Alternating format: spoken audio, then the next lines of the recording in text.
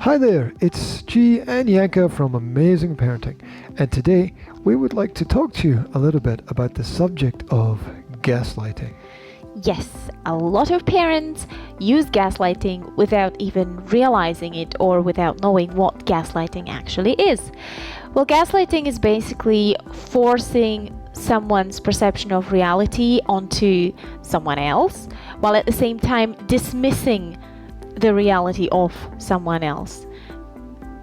It can even be manipulating reality and then telling the other person that what they think happened didn't actually happen. Yeah, it's a projection of a false reality that casts doubt into the belief of one of the partners in a relationship. And why do people do this? Well, they do this to gain power and control in relationships.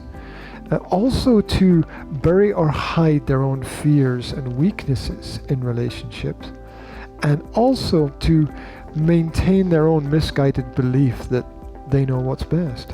It could be a learned behavior that we are copying from our parents because our parents used it with us. In a normal conversation where there's no gaslighting, let's just give you a very short and very simple example, okay? I would say, oh my gosh, it's really freezing in here. And you would say, oh, are you feeling cold? Because I'm feeling okay. All right, so you would be acknowledging that I am perceiving that as cold, and you would share your reality with me. So normal conversation is sharing reality with other people while acknowledging their perception about reality. If you wanted to gaslight me and I would say it's really freezing here, you would say, what are you talking about? It's really hot. There must be something wrong with you if you're feeling cold. Okay, absolutely. Right? Are you feeling cold? I am actually. All right. Yes. So we need to recognize the problem. Yeah. Because recognizing the problem is the first stage in solving the problem. And I have 9 ways to recognize gaslighting. And let's skip through this as quickly as we can because we could spend all day on it. So okay. Here we go. 9 ways to recognize gaslighting. First, people tell obvious lies. The reason for the obvious lie is to create an unstable reality or an unsecure environment. Next, they deny reality despite evidence of that reality. This is to prevent any change, any development, or any growth. Next, they attack things that you love to make you feel not worthy of gifts that are of value to you in your relationship.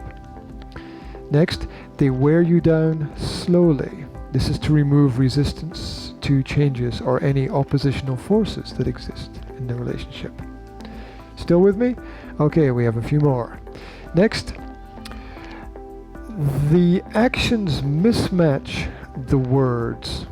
What this means is that there's a lot of confusion, and this is designed specifically to confuse people in the context of what they say and what they do not being congruent. Next, they use praise, but only as a form of confusion. This means that they're very selective in their use of positive feedback and usually inconsistent in this. 3 more. They project their problems onto others. This is usually an attempt to distract people from the reality going on. Next, they use others against you. They choose friends with lower awareness or lower IQ and push away more intelligent people to create isolation in their relationships. And finally, they are guilty of negative reporting to others. What this means is that in communication to third parties, they always focus on people's negative characteristics. And we all know those type of people who always complain about everything. So. Yeah. Gaslighting is a very, very powerful manipulation tool, and sometimes parents are trying to manipulate their children into acting the way that the parents want them to act. So, what kind of gaslighting do parents often do to their kids? Well, they can try to manipulate the reality. For example, they will, there's an annoying toy that makes a squeaky sound, and you'll throw it in a bin, and then you will pretend that the kid lost it, right? Because that. You just wanted to get rid of it, but you didn't want to be blamed for throwing it away. So that would be gaslighting. Or you can, there are things that we say to our kids that are gaslighting in the sense of dismissing their perception of reality. When you say words like, "you're okay," when the kid is obviously not okay, that is dismissing their perception of reality. Or when they complain about not being happy about some situation and you tell them, "oh, you should be happy because you're lucky to even be in this situation and having this problem," okay? It's dismissing kids' problems. It's telling them that childhood is this carefree time and they don't really know what real problems are. This is all extremely damaging to the child's psyche, and we have to be careful about it. I would like to say something about how exactly this damages the other party or the manipulated person. Well, first of all, it undermines their self-confidence, because the message that you're sending to them is, you don't know what's real, okay?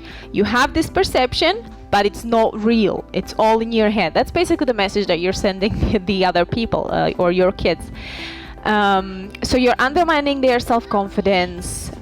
You're making them continuously doubt themselves and doubt their own perceptions and their own opinions. And you're basically constantly negating their reality. And that makes them dependent on you in everything, in all the decision making, in the perception of reality itself. They will always check with you, is this real? Is this really happening?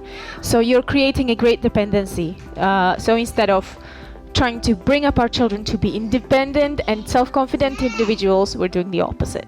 Mm-hmm. Yeah, just to recap a little bit, people who are gaslighting, whether in personal relationships or in parental relationships with their children, they understand usually what they're doing. They understand that confusion is the key to control. There's a story from the First World War that armies, as they were marching forward, they broadcast information to say that they were not attacking when they were actually attacking. Oh. During their forward movements. And this was designed, of course, to create confusion in the enemy, because they understood, the armies at least understood, that confusion was the key to control. This is because if you are unclear or indecisive as a person, you can't make progress, because it's only through decisions that you can make progress. And remember that good liars are hard to detect, and most people tell the truth most of the time. Try to remember it like this: the wolf always comes to the party dressed as a sheep. As parents, we often do this automatically, though, because we have these learned programs from our childhood. So we say automatic things like, "there's no reason to cry," okay, or "you're perfectly fine," even though it's not true.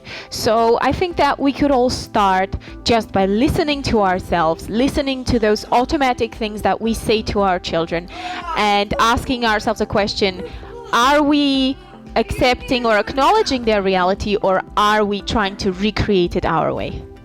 Absolutely. Now, despite all the negativity, there are solutions. And I will give you 3 ways that you can break the bonds of gaslighters. The first is, you must know that the truth is something which does not change. The lie leads 1,000 lives, but the truth only one. And that's how you recognize what is true in any situation. Next, time alone helps with clarity and objective vision.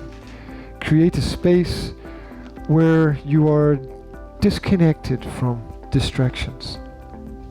And third, record your reality in any way that you can with objective notes that are written or in audio form or even visual.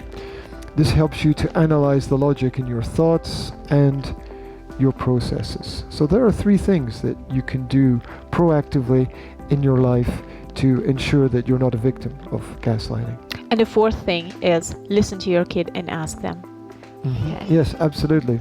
So with this kind of clarity, we hope that you can recognize gaslighting when it's happening to you, and maybe when you're guilty of doing it to others as well, especially in your relationship with your children.